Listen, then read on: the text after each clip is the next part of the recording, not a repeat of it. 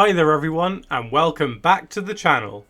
Well, I remember that at the end of summer in 2016, they officially announced the Pokemon Sun and Moon anime. This series appeared to have a rapid change from the structure of the other series, as it all took place in one location with multiple recurring characters. By this point, Team Skull had been announced as the evil team. But looking at the poster, I could not see your boy Guzma, and that was the norm for a while. It took 115 episodes before he was introduced, and trust me, there was hype amongst Pokemon fans when his debut in the anime was leaked. The Dealer of Destruction is all about introducing this incredible character into the anime. Before reviewing the episode itself, I will give a little background. So, with the release of Sun and Moon came the, I guess, villains? Well, sort of. That being Team Skull. Every Pokemon game has introduced an evil team, but over the past few games, they have gotten a whole lot less evil in a traditional sense. Usually there's a hidden message to their existence, like the not-so-subtle Team Yell from Generation 8 representing a toxic fanbase. They took inspiration from toxic sports fans, like football fans in the UK. But I would argue they are better applied to television or movie fandoms. In that same vein, Team Skull aren't traditionally evil. Their existence unravels across the game, but in essence they seem like thugs at the beginning, but really aren't. They're a group of kids who are neglected in one way or another. I think the point is meant to be that they're unable to pass the island trials and become forgotten to time.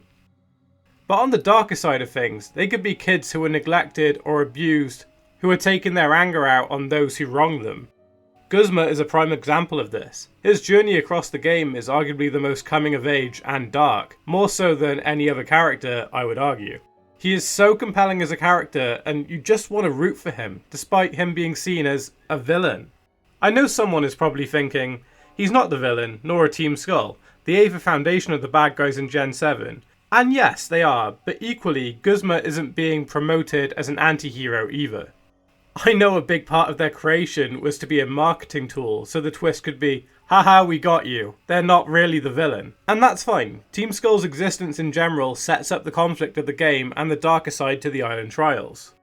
In terms of the episode itself, beginning with an action shot of Ash mastering a Steel-type Z move is a fun way to introduce the episode.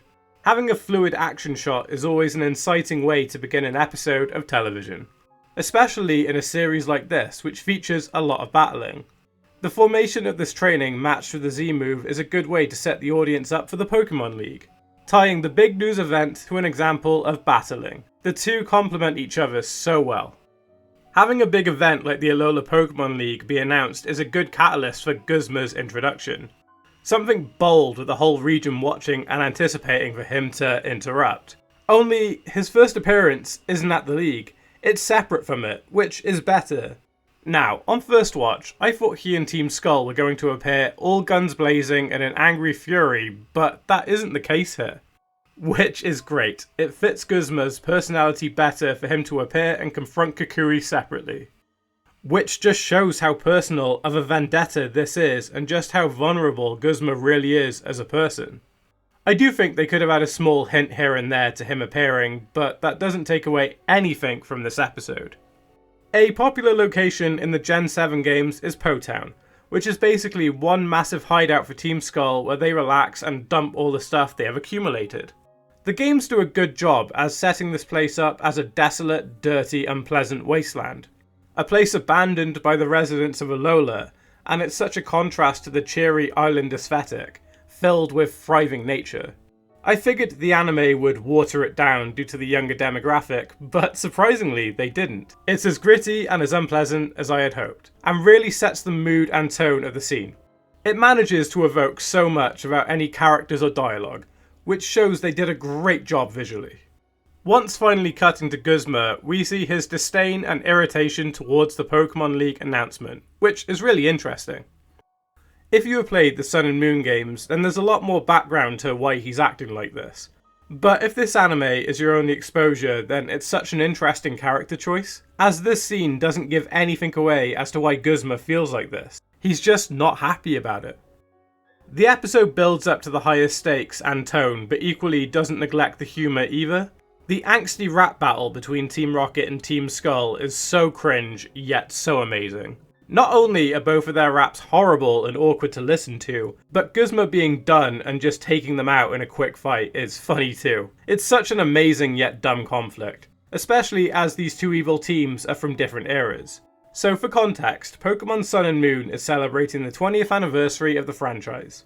When Red and Blue first released, the evil team were dressed as burglars and wanted to conquer the region. Whereas here, they are wearing tracksuits, want to look hard, but are equally in tremendous pain. It's so interesting seeing different perceptions of characters across time interact, and have that be a minor conflict of the anime. It shows how the character basis in the games and anime have changed over the years. But equally, I think it was important to have Guzma not only appear with these three weak recurring thugs, but also defeat Team Rocket before anything else. Up until this point, Team Skull was seen as comical characters in the anime. The only way to have this tonal shift with Guzma was for him to batter Team Rocket and alter the status quo this way. Yes, the general thugs are no threat, but look out for their big, angry, bad boss. The real rivalry between Guzma and Kukui is excellent. The look Kukui gives him when he sees him, the cocky disdain Guzma has for him, it's such a great setup for the League and as a passageway to delve into their personal history. In a way, the pair of them personalise and visualise the conflict presented by the Island Challenge. So the games and the anime set the Island Challenge up to be this honourable and incredible test of skill, something a young trainer should strive towards. An event that both Kukui and Guzma participated in. One which Kukui soared in, and one which Guzma wasn't strong enough for. Him and his then Wimpod not being strong enough for it. So on the one hand, the winners of these grand trials are praised and are seen as elite on the island. But what happens to the kids who aren't able to succeed? They're forgotten and pushed aside. Which is how Team Skull was formed. They're rebelling against a tradition that abandoned them, and Guzma is a prime example.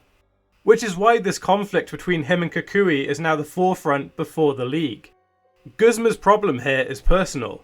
He's hurt. It goes much deeper than he's just evil. As I would argue, he is not the least bit bad. I mean, he took in a load of neglected and abused kids, gave them a sense of community in Po Town, and looks out for them the way any mentor would, and is seemingly training them too. I think these kids are meant to give you an insight into the life that Guzma had, which was a painful one too. Look at his house post-game. I don't know if it was intended by Game Freak or not, but there are broken golf clubs in Guzma's parents' house with an implication he was beaten. Which is incredibly dark, especially for the Pokemon anime or Pokemon games in general. However, it could also be seen as Guzma broke them during an angry rage. It's fairly ambiguous. Let's say for argument's sake, there was some level of abuse in that house, and I don't necessarily mean that he was beaten. It would add much more development to Team Skull's existence, as it's implied that they're all rejects from the island. Back to the anime, his fight with Ash proves just how technical he is as a trainer, and that he's a formidable foe for anyone to go up against. A definite contender for the inevitable Pokemon League which is coming. His victory in this battle sets up the greater arc of him taking on the League. Even if Kukui's words of him walking away got to him, as though it's reopening a deeper wound, one which will be explored further on in the anime. As I said earlier on, I really don't think he's a villain.